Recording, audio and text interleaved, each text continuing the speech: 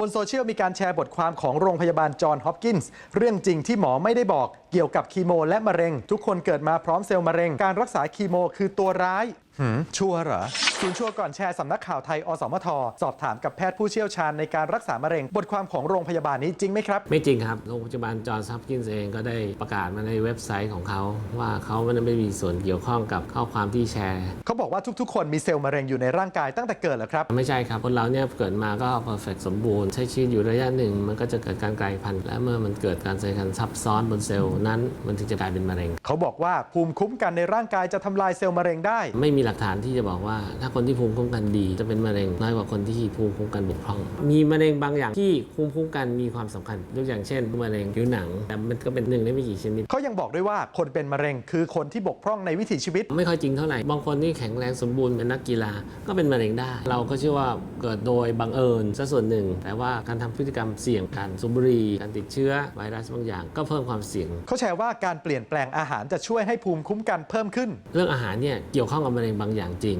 แล้วมันก็ไม่เกี่ยวข้องอะไรกับภูมิคุ้มกันด้วยเช่นคนที่กินเนื้อสัตว์ไม่กินผักมีความเสี่ยงเป็นมะเร็งลำไส้ใหญ่มากกว่าคนที่กินผักอย่างเดียวไม่เคยกินเนื้อสัตว์เลยอันนี้จริงพิสูจน์แล้วแต่ว่าอาหารเนี่ยไม่เกี่ยวอะไรกับความเสี่ยงการเป็นมะเร็งเต้านมมะเร็งปากมดลูกแล้วมีอาหารที่ช่วยเรื่องมะเร็งจริงๆไหมครับมะเร็งนี่มันเกิดจากหลายสาเหตุมันไม่ใช่อาหารอย่างเดียวไม่มีใครการันตีได้หรอกว่าที่กินอาหารนี่แล้วฉันจะไม่เป็นมะเร็งชนิดใดชนิดหนึ่งมาที่เรื่องการรักษามะเร็งกันบ้างเขาแชร์ว่าการทำคีโมคือการให้สารที่มีความเป็นพิษใช่ครับก็คือต้องให้ยาพิษนั่นแหละเซลล์มะเร็งตายหมดแต่ว่าเซลล์ปกติยังรอดและก็ฟื้นตัวคือถ้าไม่ไปฆ่ามันก็ไม่หายขาดหรอกแล้วทำไมบางคนที่ทำคีโมแล้วยังไม่หายครับมันดื้อยาคือยาทั้งหมดที่เรารู้จักเนี่ยเอาไปถล่มให้เขาหมดแล้วมันก็ไม่หายแสดงว่าก็มีความเสี่ยงจริงการรักษามะเร็งมีความเสี่ยงอย่างยิ่งบางทีก็อาจจะถึงชีวิตเพื่อได้มีโอกาสหายขาดคุณจะรับความเสี่ยงนั้นไหมเขาแชร์ว่าคีโมมักได้ผลแค่ช่วงแรกจริงครับเนื้องอกซี่มันจะตายมันก็ตายไปแล้วถ้าเป็นก้อนใหม่ก็แสดงมันดื้อยาไอ้ที่เราเคยให้มาการผ่าตัดทำให้มะเร็งกระจายไปทั่วร่างกายได้เหรอครับมะเร็งเนี่ยมักจะแอบกระจายไปตั้งแต่แรกแล้ว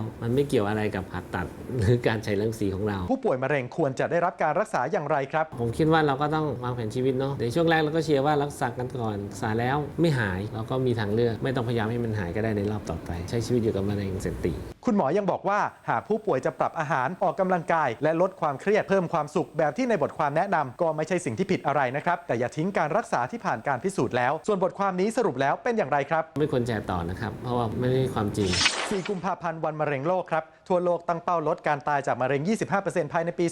2568 ต้องย้ำว่ามะเร็งหลายชนิดรักษาหายได้หากพบเร็วและที่สำคัญยังป้องกันได้โดยลดปัจจัยเสี่ยงนะครับยังมีอีกหลายเรื่องน่าสงสัยบนสังคมออนไลน์หากได้รับอะไรมาอย่าเพิ่งแชร์ต่อร่วมตรวจสอบไปด้วยกันกับชัวร์ก่อนแชร์ระวังจะถูกลอยแพถ้าแชร์ข่าวมั่ว